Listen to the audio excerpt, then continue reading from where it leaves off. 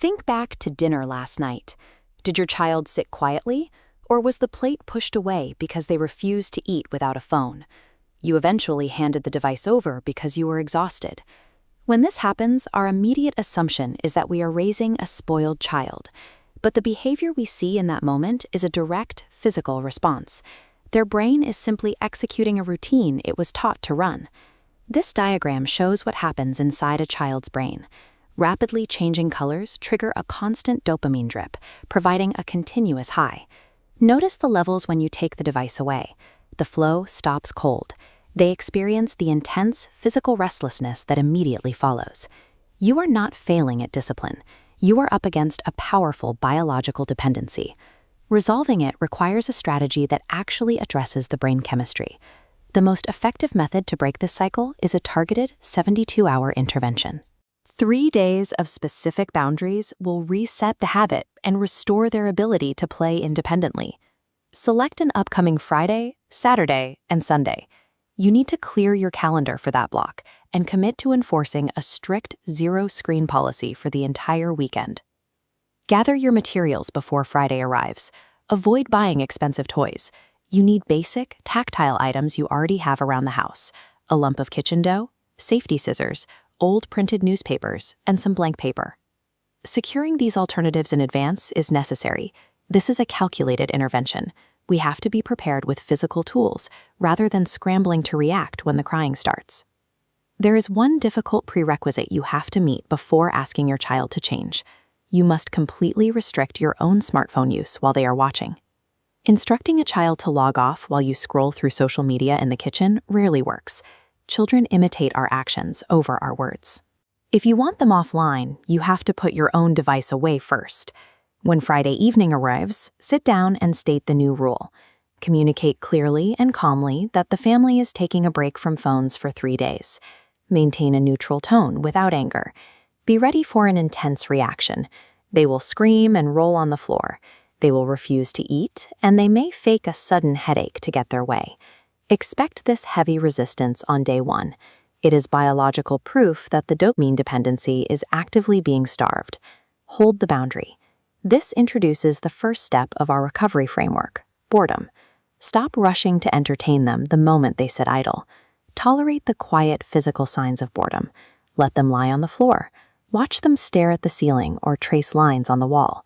If you wait through 10 to 15 minutes of this uninterrupted boredom, their internal creativity will activate. They will find a piece of paper and start drawing, or invent a game entirely on their own. A screen only permits passive viewing. To rebuild a child's active imagination, you must first let them endure empty space. The second step is busy hands. If you remove the phone and provide no alternative, you create a physical void. The child will relentlessly demand the device to fill that empty space. Fill that void with tactile tasks. Give them scissors and ask them to cut every single face out of yesterday's newspaper. Hand them a piece of dough while you cook. Teach them to fold the laundry. Keeping their hands occupied grounds them physically. Completing a real-world task generates genuine satisfaction, which quiets the brain's demand for digital stimulation. The final step is bonding. You must carve out exactly 20 minutes every single day for undivided, screen-free attention. Leave your phone in another room. Sit directly across from them. Ask about their lunch and listen to their answers. Explicitly hold back all advice and corrections during this block. Consider what they receive from a YouTube presenter. That person on screen looks directly at them, speaks to them cheerfully, and offers constant, uncritical attention. That is the exact interaction they are craving. When you actively provide direct eye contact and a listening ear, the child permanently drops their digital surrogate. They stop needing the screen because you are fulfilling that core need yourself. By the time Sunday arrives, you will observe a distinct shift. The complaining will decrease sharply, and they will begin initiating activities independently. This timeline graph illustrates exactly why Sunday feels different. It takes exactly 72 hours of continuous interruption for the brain to break its previous loop and establish a new neural pathway. Once the initial detox concludes, establish a long-term boundary. Implement the Saturday rule. Every week, power down all mobile phones and TVs in the house after 7 p.m. Spend that time engaged in shared activities. Play a board game, go out to the terrace and look at the stars, or sit and recount stories from your own childhood. Long-term maintenance does not require permanent deprivation.